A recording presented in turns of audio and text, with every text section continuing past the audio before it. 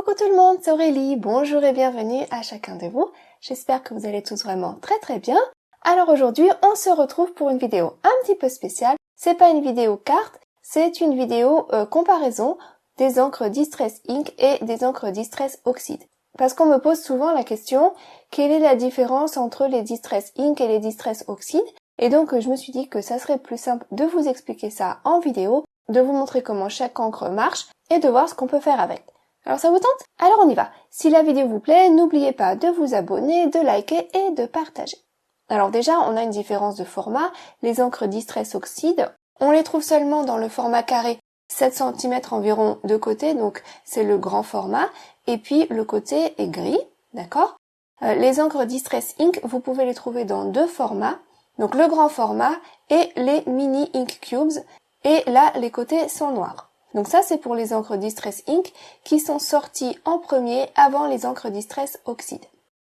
Alors, j'enlève les couvercles et vous allez déjà voir une différence de couleur. Les encres Distress Ink sont plus lumineuses, on va dire, en quelque sorte, alors que les Distress Oxide ont un rendu un peu effet craie. Alors, il faut savoir que les encres Distress Ink sont des encres à base de colorants. Ce sont des dye inks, comme on dit en anglais. Et donc, elles n'ont pas la même consistance que les encres Distress Oxide, qui elles sont des encres hybrides. En fait, ce sont aussi des encres à base de colorants, des dye ink, mais elles ont également des pigments intégrés. Donc elles sont aussi à base de pigments. Alors pour vous aider à comprendre, on peut imaginer que les encres Distress Ink sont plus liquides. Imaginez par exemple de l'eau, si vous venez déposer ça sur une éponge, eh bien ça va être absorbé par l'éponge. De la même façon, lorsque vous allez déposer votre encre Distress Ink sur votre papier, eh bien ça va être rapidement absorbé par le papier. Alors maintenant, si on vient mettre de la poudre ou quelque chose d'un petit peu épais dans cette eau, eh bien ça va changer de consistance. Et donc si vous venez déposer ça sur votre éponge, eh bien, il va en avoir une partie qui va être absorbée par l'éponge, mais il va y avoir une partie qui va rester en surface. Et ça va être un petit peu la même chose avec le papier. Quand vous allez appliquer votre encre, il va y avoir une partie qui sera absorbée par le papier, mais il va aussi y en avoir une partie qui va rester en surface plus longtemps, qui va prendre plus de temps à sécher. D'accord? Et du coup, eh bien, ça va influencer nos fondus de couleurs, surtout lorsqu'on va essayer de faire des mélanges de couleurs les unes avec les autres. Et il faut aussi savoir que les Distress Ink sont donc des encres qui sont plus transparentes, alors que les Distress Oxide sont plus opaques. Donc je vais vous montrer ça en action, vous allez voir. Je vais déjà vous montrer ça sur du papier blanc. Donc si je prends donc l'encre Distress Oxide et que je viens la presser contre mon papier, vous voyez que comme c'est du papier blanc, on voit bien la couleur, de toute façon, il n'y a pas de souci. Et si je fais la même chose avec la Distress Ink, eh bien là encore, sur le papier blanc, c'est lumineux, on voit bien la couleur. L'encre Distress Oxide a un rendu un peu plus effet craie que l'autre qui est plus lumineuse. Mais regardez, j'essaye de tordre le papier à la lumière pour vous montrer, l'encre Distress Oxide reste encore brillante, elle n'est pas encore sèche alors que je l'ai appliquée en premier. Alors que la Distress Ink, eh bien, elle a déjà été absorbée par le papier, elle est déjà sèche, d'accord?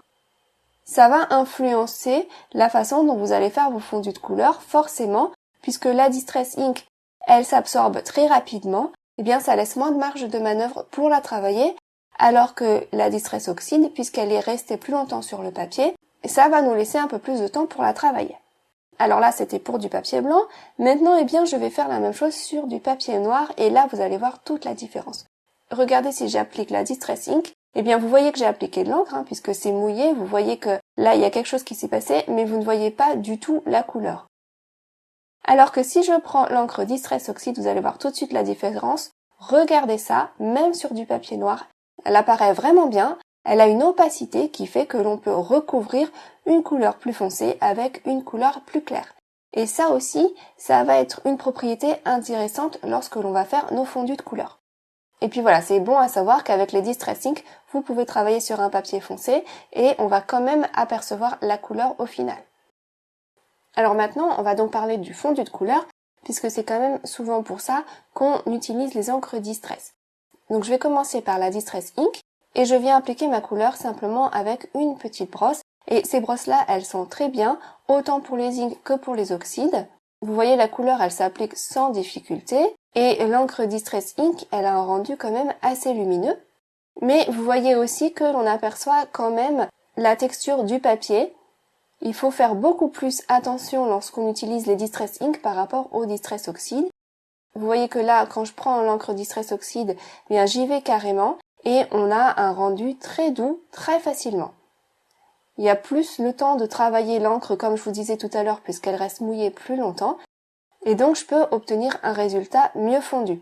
Alors que la Distress Ink, puisqu'elle est tout de suite absorbée par le papier, bien une fois que la couleur est déposée, elle est déposée et je ne peux plus y revenir. D'accord ?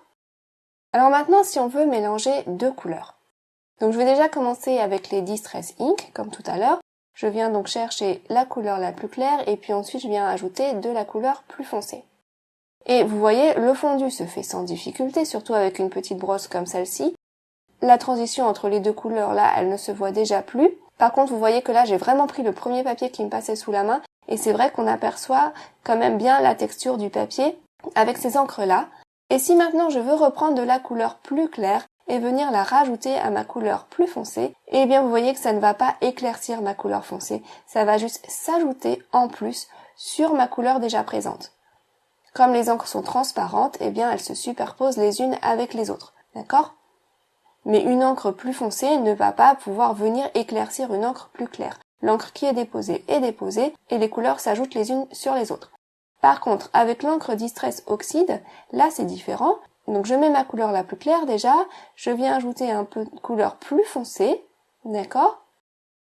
Allez, je rajoute un petit peu de foncé, et puis si je m'aperçois que c'est un petit peu trop foncé et que je veux l'éclaircir, je peux reprendre de la couleur la plus claire et venir atténuer ma couleur plus foncée, vous voyez ? Alors bien sûr, ça va être limité dans son effet, mais voilà, vous voyez que je peux venir atténuer, éclaircir une couleur plus foncée avec une couleur plus claire.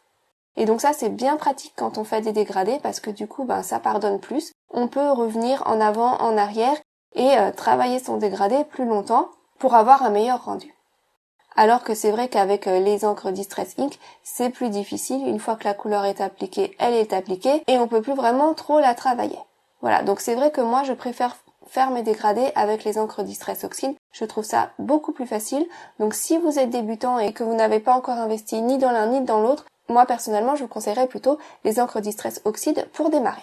Alors ensuite, on peut aussi utiliser ces encres pour tamponner si on le souhaite, bien qu'il y a d'autres encres qui sont meilleures pour tamponner que celles-ci. Celles-ci fonctionnent si vous les avez sous la main, mais ce ne sont pas non plus les meilleures. Mais je vais vous montrer donc la différence entre les deux. Donc j'ai déjà commencé par l'encre Distress Ink et je viens tamponner un petit mot. Et pour un meilleur rendu, je maintiens le mot tamponné quand même un certain temps pour laisser le temps à l'encre d'être absorbé par le papier. Et vous voyez, ça fonctionne, mais c'est vrai que c'est pas facile de vous montrer ça à la caméra. C'est pas ultra précis non plus. Toutes les lettres ne sont pas vraiment pleines. Enfin, on peut faire mieux. Donc maintenant, je vais tester avec l'encre Distress Oxide. Là, je vois déjà que sur le tampon, ça couvre mieux mon tampon. Et je fais la même chose. Je viens tamponner ça donc sur mon papier. Et là, ça se voit peut-être pas à la caméra, mais à l'œil nu, c'est flagrant. Le deuxième est beaucoup mieux réussi que le premier. Les lettres sont mieux formées et sont plus homogènes. Et ensuite, ce que l'on peut faire, c'est venir embosser donc sur notre encre que l'on vient de tamponner. Et vous voyez que là, je viens de mettre de la poudre embossée transparente. La poudre a adhéré seulement sur le mot qui a été tamponné avec l'encre Distress Oxide, puisque le mot tamponné avec la Distress Ink a déjà été absorbé par le papier, il est déjà sec, donc ça ne fonctionne pas bien pour l'embossage à chaud. Par contre, l'encre Distress Oxide, ça fonctionne. Vous voyez, je peux venir chauffer mon projet et voilà, fondre ma poudre et mon mot est embossé. Donc ça, c'est chouette. Au départ, quand il y avait que les Distress Ink et pas encore les oxydes, si vous vouliez faire de l'embossage coloré, il fallait acheter une poudre à embosser colorée. Alors que maintenant, vous pouvez prendre vos couleurs d'encre Distress Oxide et utiliser ça pour faire de l'embossage à chaud. Une autre chose que je voulais donc vous montrer, et pour ça j'ai choisi une couleur foncée parce que ça ressortira mieux, ça sera plus flagrant, c'est l'utilisation avec l'eau. Ce sont toutes les deux des encres qui vont réagir à l'eau, et ça c'est une propriété très sympa. Donc je viens déjà appliquer un petit peu de chaque encre sur un morceau de papier. Donc là c'est du papier aquarelle, et je viens prendre un petit peu d'eau. Et regardez, juste avec un pinceau, je peux venir réactiver l'encre. Même l'encre Distress Ink qui a été rapidement absorbée par le papier, je peux venir l'activer et l'utiliser un petit peu comme aquarelle. Et je peux faire exactement la même chose avec l'encre Distress Oxide. Regardez ça, je peux bouger la couleur vraiment sans difficulté. Alors là, vous allez me dire, oui, mais là, tu as mis plus à droite qu'à gauche. Vous avez peut-être pas tort, je vais en rajouter un petit peu sur l'encre Distress Ink. Voilà, vous voyez que les deux fonctionnent vraiment bien avec de l'eau. À droite, eh bien, on a un peu une oxydation qui se fait, alors qu'à gauche, la couleur reste bien transparente. Donc ça, c'était avec un pinceau. On peut aussi venir faire des gouttes d'eau sur un projet pour faire un effet texturé un petit peu sympa. Donc là, j'ai été mettre de grosses gouttes un petit peu partout, des deux côtés. Et je peux laisser agir un petit peu avant de venir absorber ça avec un petit sopalin. Voilà, là c'est bon. Et regardez, vous voyez que mon sopalin absorbe l'eau et la couleur en même temps. Et donc, eh bien, ça laisse un effet un peu sympa sur le fond. Ça a été retiré de la couleur à certains endroits. Voilà, vous pouvez également utiliser ça donc en aquarelle, simplement en palette d'aquarelle. Si vous venez presser votre encreur directement sur un bloc acrylique comme ceci, et que vous venez ajouter un petit peu d'eau. Ensuite, avec un pinceau, vous pouvez venir vous servir de la couleur et la déposer sur votre projet. Et ça marche aussi bien avec l'un qu'avec l'autre. Donc je vous montre les deux juste pour vous montrer. Mais vous allez voir, ça fonctionne tout aussi bien avec les encres Distress Oxide. Voilà, avec un pinceau, je peux venir chercher de la couleur très facilement. Donc voilà, ça y est pour cette petite présentation des encres Distress Ink et cette comparaison avec les encres Distress Oxide. Les deux catégories sont des encres de qualité. Les encres Distress Ink sont sorties avant, les encres Distress Oxide sont arrivées par la suite. Et avec les encres Distress Ink, vous pouvez également faire de jolis fondus, surtout si vous avez une bonne brosse. Ça fait un effet peut-être un peu plus aérien, plus lumineux. Donc ça, c'est l'avantage. Par contre, avec les encres Distress Oxide, eh bien, vous allez obtenir des fondus plus facilement. Ça va vous laisser plus le temps de travailler les couleurs, de mélanger les couleurs entre elles. Donc voilà. En tout cas, j'espère que c'est clair. N'hésitez pas, si vous avez des questions, j'essaierai d'y répondre. Dans ces cas-là, laissez-moi un petit message sous la vidéo. Voilà. Eh bien moi, je vous souhaite une bonne fin de journée et puis je vous retrouve samedi pour la vidéo carterie. À très bientôt. Gros bisous, bye bye.